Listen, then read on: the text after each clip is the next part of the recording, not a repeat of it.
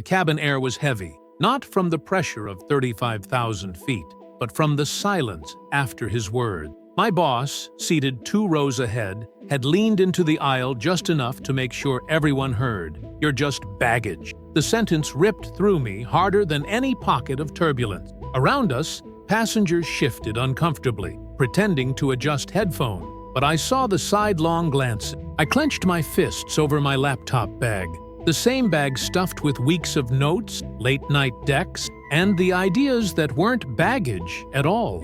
They were the only reason this trip even existed.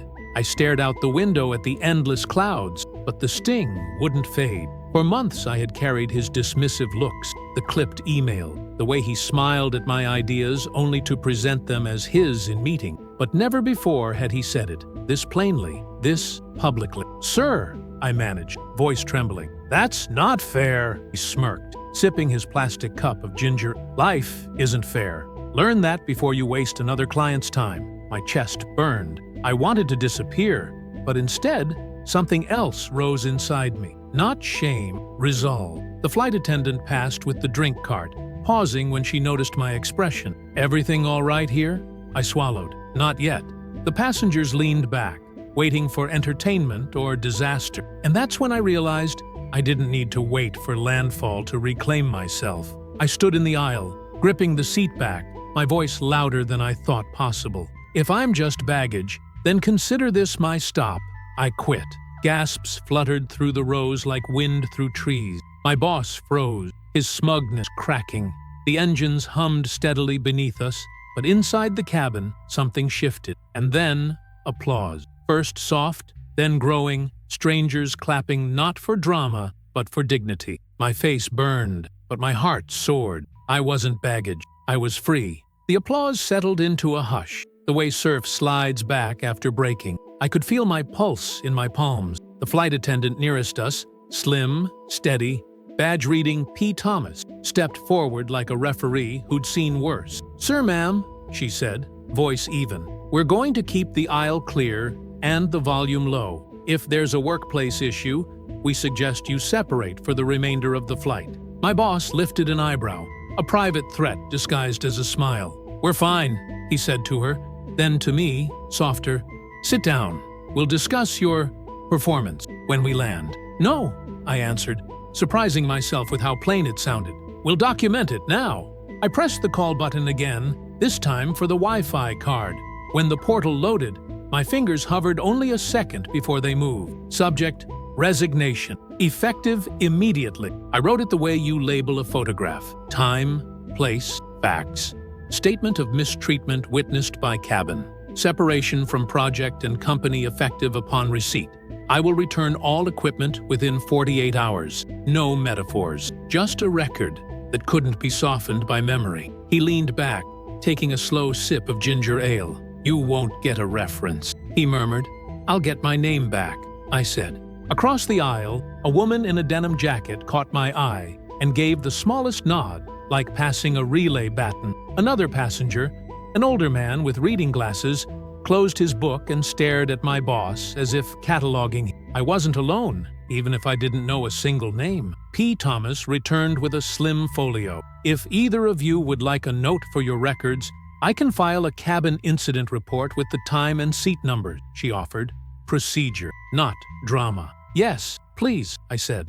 Include his comment verbatim. My boss scoffed, but he looked past her toward the forward galley, where another attendant had angled herself, watching. He knew what reports could do in the wrong light, or the right one. I opened my email again, attached a short voice memo summarizing the event, then, with my jaw set, hit send to HR, my personal account, and, because I wanted no shadows, CC him. The cabin hummed, the bar crept, then flashed, delivered. For the first time since he said the word baggage, I breathed all the way to the bottom of my lungs. Outside the window, the cloud tops looked like pages turned on their sides. He tried one more angle. "Think about health insurance," he said, softly enough to sound like care. "Think about rent." "I did," I said, and meant it, before you said it out loud. The man with the glasses cleared his throat. "Some of us are trying to read," he said mildly, never looking away from my boss. The row behind him chuckled, a small break in the pressure. When the cart came back with coffee, I took water. My hands steadied around the plastic cup. I typed another email, this one to myself. A bulleted list of what I still owned. Portfolio links, references from older managers, savings cushion, 3 clients who had only ever answered me quickly.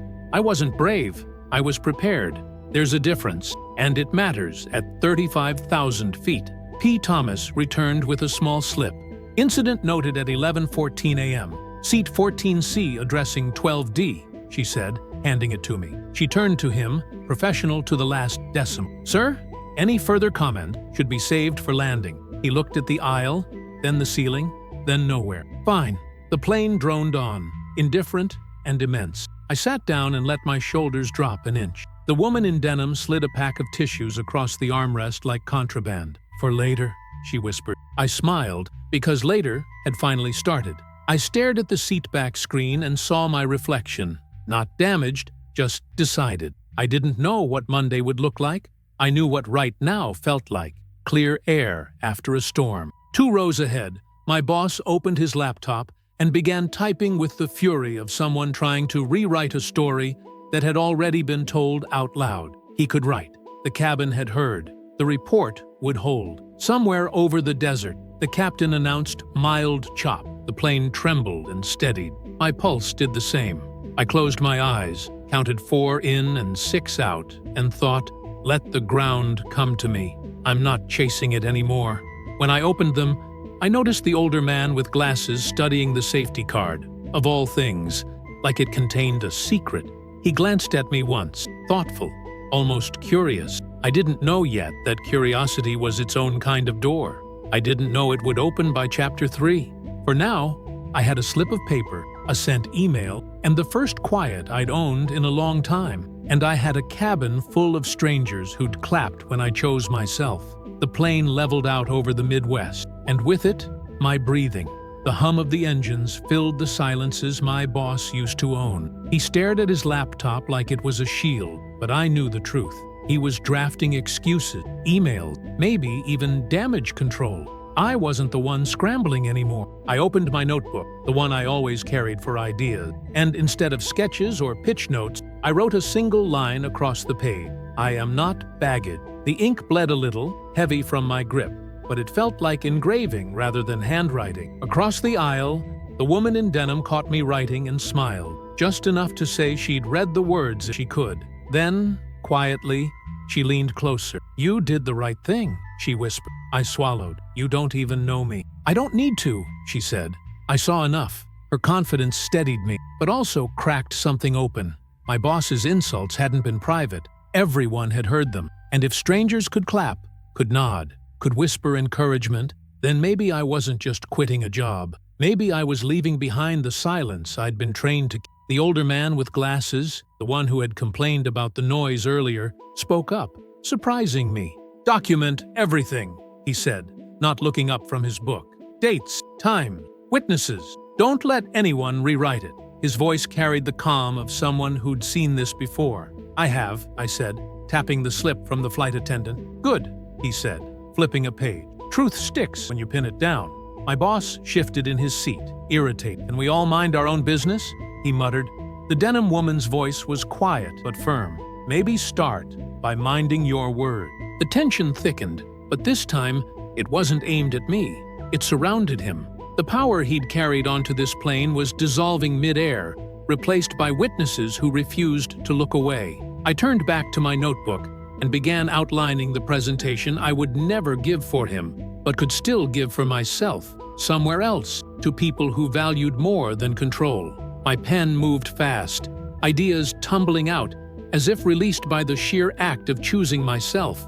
The plane hit turbulence, trays rattling, cups trembling. My stomach dipped, but when the cabin steadied, I realized I wasn't afraid. I had already lived through the storm that mattered. My boss muttered something under his breath. I didn't ask him to repeat it. I didn't need to. His voice no longer carried weight with me. Instead, I looked at the strangers who had become witnesses, even allies. Their faces reflected more than sympathy. They reflected recognition. How many of them had been dismissed, overlooked, or belittled in rooms where they couldn't fight back. How many had wanted to stand, but hadn't? For the first time, I realized this story wasn't just mine. It belonged to everyone who had ever been told they were less than they knew themselves to be. What about you? Have you ever been called baggage at work or made to feel disposable? Share your story. I want to know I'm not the only one who's faced this storm. The captain's voice broke in, steady, practiced. Ladies and gentlemen, we're expecting a smooth ride into Los Angeles. Estimated arrival in 3 hours. 3 hours until the ground, until whatever came next.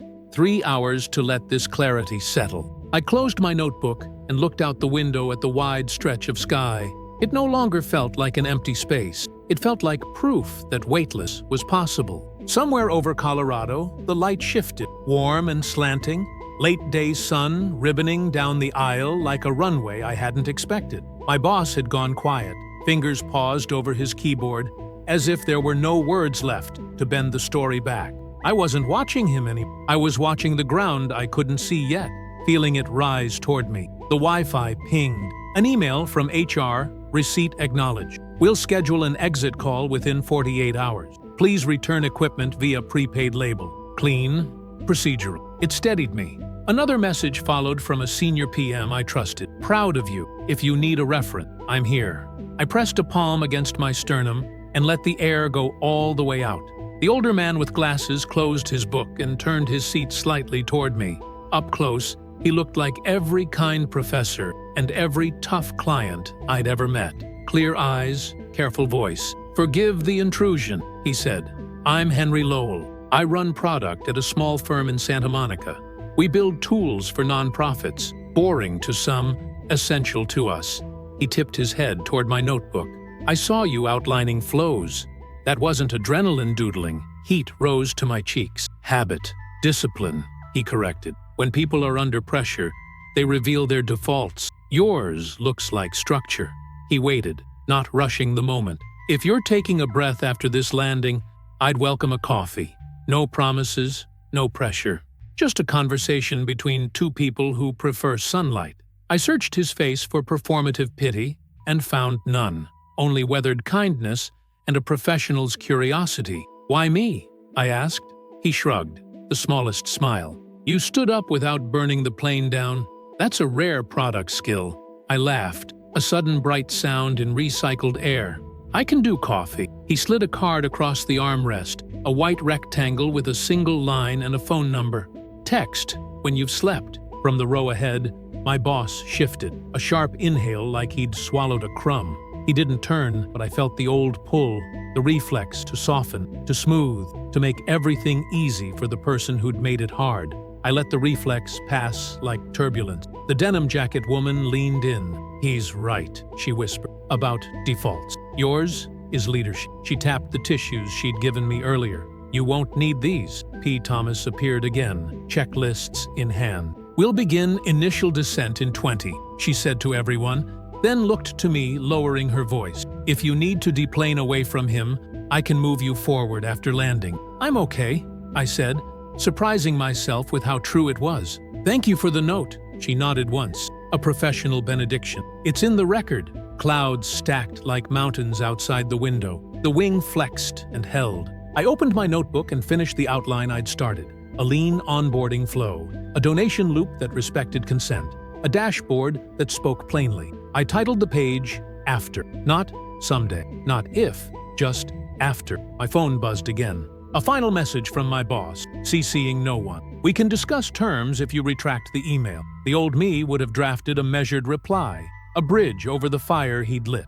The new me typed 6 words. There is nothing to retract. Name. I didn't wait to see typing bubbles. I put the phone face down and let quiet be my closing argument. The captain came on, calm as a metronome. Ladies and gentlemen, we're number 3 for landing. Weather in Los Angeles is clear. Flight attendant, prepare the cabin. Seatbacks clicked, shades lifted. The city unfurled, grid and glitter and ocean.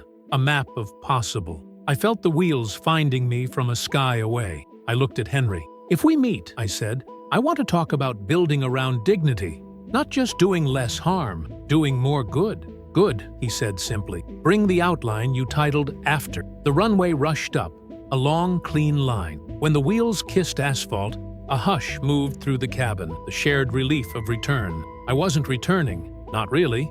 I was arriving. As we taxied, my boss finally twisted in his seat. His smile was back, smaller, brittle. You'll regret this, he said without volume, as if whispering could make it truer. I met his eyes and felt nothing sharp, nothing left to spend. Maybe, I said, but not today. Brakes, turn, gate. The chime sounded like a new paragraph. People stood, reached for bins, rejoined gravity. The denim woman squeezed my shoulder in passing. Henry waited, letting the aisle clear, card already in my pocket like a promise I got to choose. I took one last look at the seat I'd stood from and understood.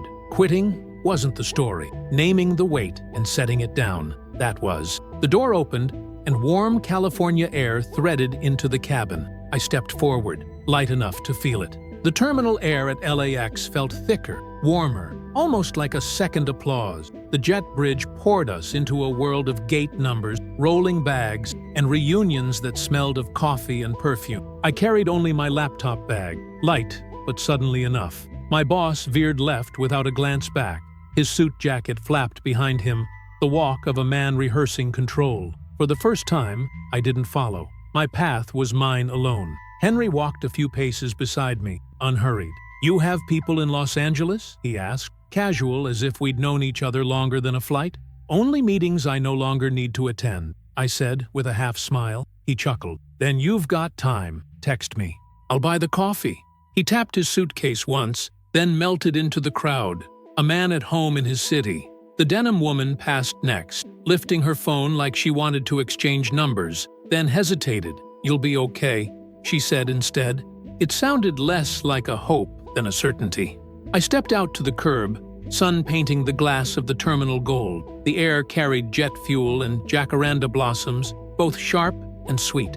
I set my bag down, pulled out my phone, and opened my inbox. Unread messages filled the screen, HR confirming the official resignation. The senior PM again, this time with, "Let's talk. I may know a team looking." And one from my boss, subject line, "Reconsider." I didn't open it. Some doors are better left closed. I slid the phone back into my bag and breathed. For months, I had woken with a knot in my chest, rehearsing ways to prove I was more than his shadow. And in one aisle, at 35,000 feet, I had torn the knot loose. A cab pulled up. The driver leaned out. Where to? I thought of all the places I could name. Hotels, coffee shops, beaches, offices. None of them felt right. Downtown, I said finally. Somewhere quiet to think. As we drove, the skyline rose like glass teeth against the setting sun. My reflection stared back from the window. Blazer rumpled, hair messy from the flight, but eyes steady. Not broken, grounded. I took out my notebook, the page still marked after, and began to write again.